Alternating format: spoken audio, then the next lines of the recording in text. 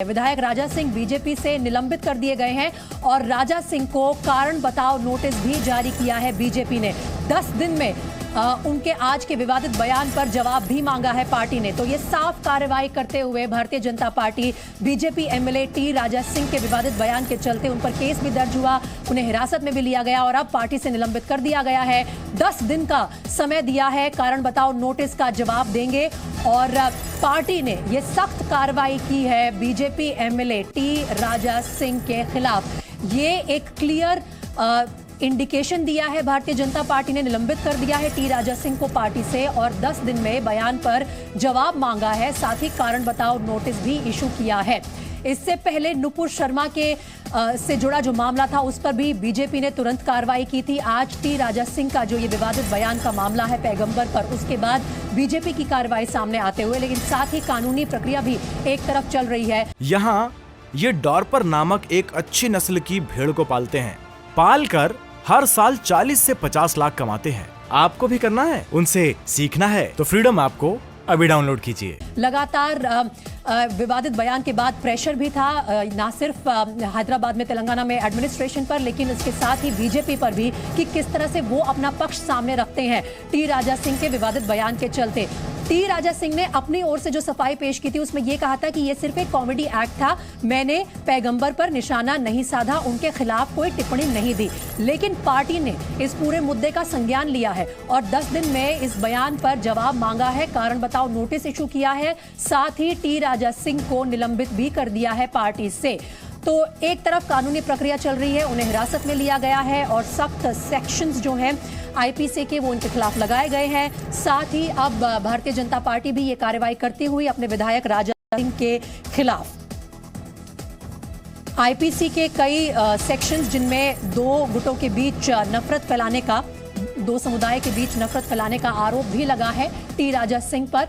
और उनका जो 10 मिनट का विवादित वीडियो था जिसे इस नजरिए से देखा जा रहा है कि पैगंबर के खिलाफ वो गलत टिप्पणी थी, उसके चलते कार्रवाई हुई है टी राजा सिंह पर। एक बार फिर से कोशिश करते हैं, मेरे सहयोगी प्रसाद भोसेकर के पास चलते हैं जो इस वक्त हमें अपडेट्स दे रहे हैं इस पूरे मामले से जुड़ी हुई। प्रसाद, अगर आपको मेरी आवाज आ रही है तो सबसे पहले मैं आपको ये अपडेट देना चाहूंगी कि बीजेपी ने कार्रवाई की है टी राजा सिंह के खिलाफ, उन्हें निलंबित करते हुए 10 दिन में कारण बताओ नोटिस का जवाब देने को भी कहा है। एआईएमआईएम का जो रुख रहा है वो काफी सख्त था। असदुद्दीन ओवैसी ने थोड़ी देर पहले ही कहा था कि खुद पीएम जवाब दे किस तरह की राजनीति और किस तरह की नफरत फैला रही है बीजेपी। क्या आप थोड़े शांत होंगे ऐसे नेता? देखिए, अभी भी असदुद्दीन ओवैसी या फिर एआईएमआईएम या फिर दूसरे जो मुस्लिम संगठन है उनकी एक ही मांग है कि उनको अरेस्ट किया जाए।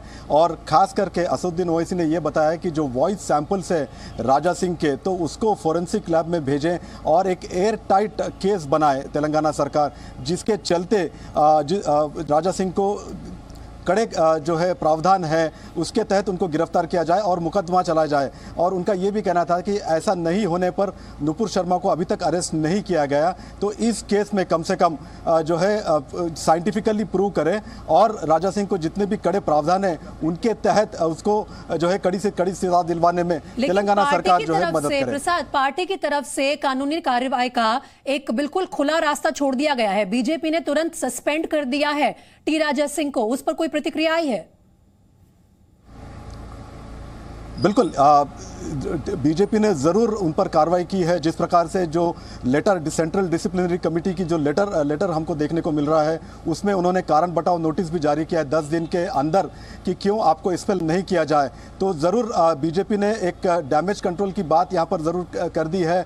और अभी तक तेलंगाना बीजेपी के तरफ से किसी ने भी आधिकारिक तौर पर राजा सिंह की जो बयान है जो यूट्यूब में उन्होंने अपलोड किया है उसके बारे में किसी ने अभी तक बात नहीं की है। जाहिर सी बात है, बीजेपी इस मामले में तेलंगाना बीजेपी ने अभी अपना रुख साफ नहीं किया है।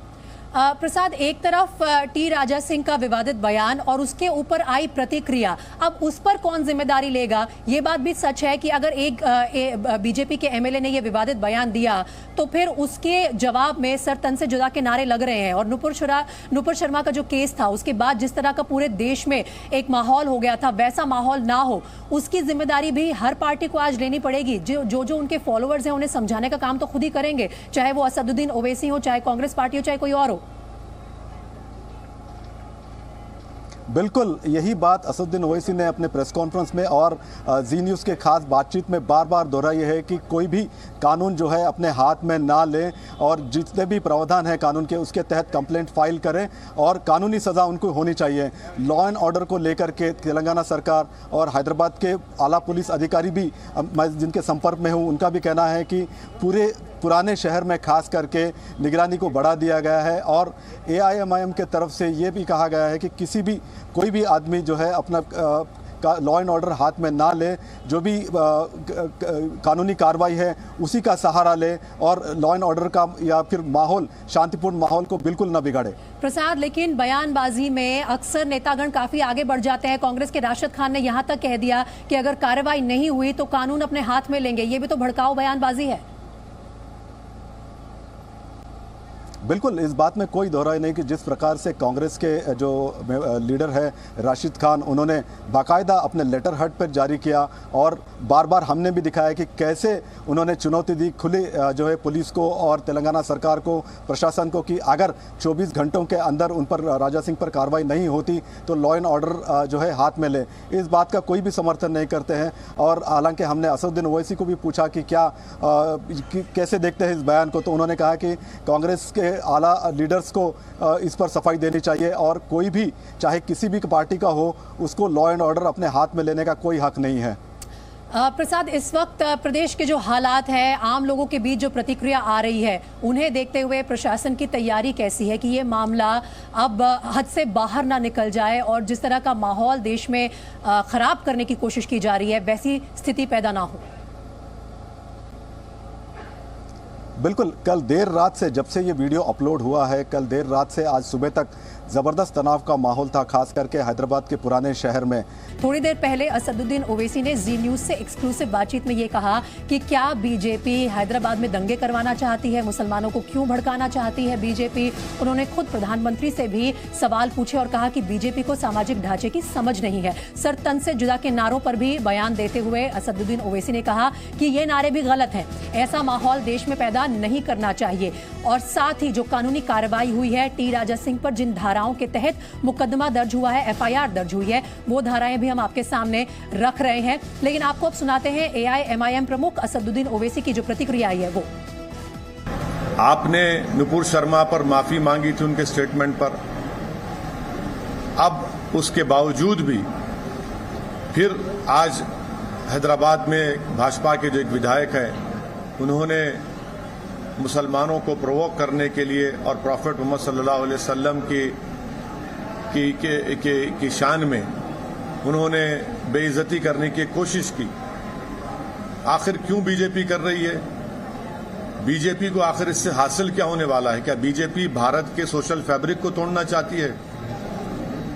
क्या भाजपा ये नहीं समझती कि भारत में हमा किस्म के, कई किस्म के मजहब के मानने वाले रहते हैं और हर एक की एक फेथ होता है और मुसलमानों के लिए प्रॉफेट मोहम्मद सल्लल्लाहु अलैहि वसल्लम से बढ़कर कोई चीज ही नहीं है हमारे लिए। ये भाजपा की तरफ से इनका एक ऑफिशियली ये कोशिशें की जा रही हैं और साथ ही साथ वो नहीं देखना चाहते कि तेलंगाना में एक अमन है।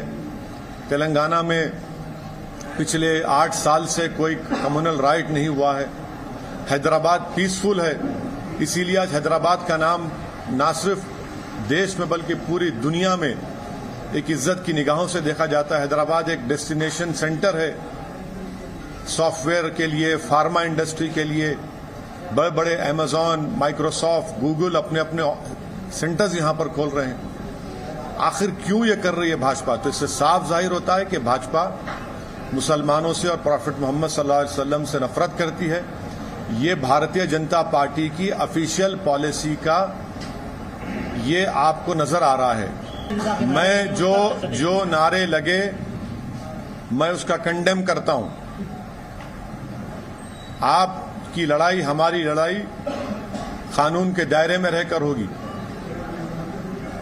जो नारे लगा रहे हैं मैं उससे मुत्तफिक नहीं हूं, मैं उसको कंडेम करता हूं।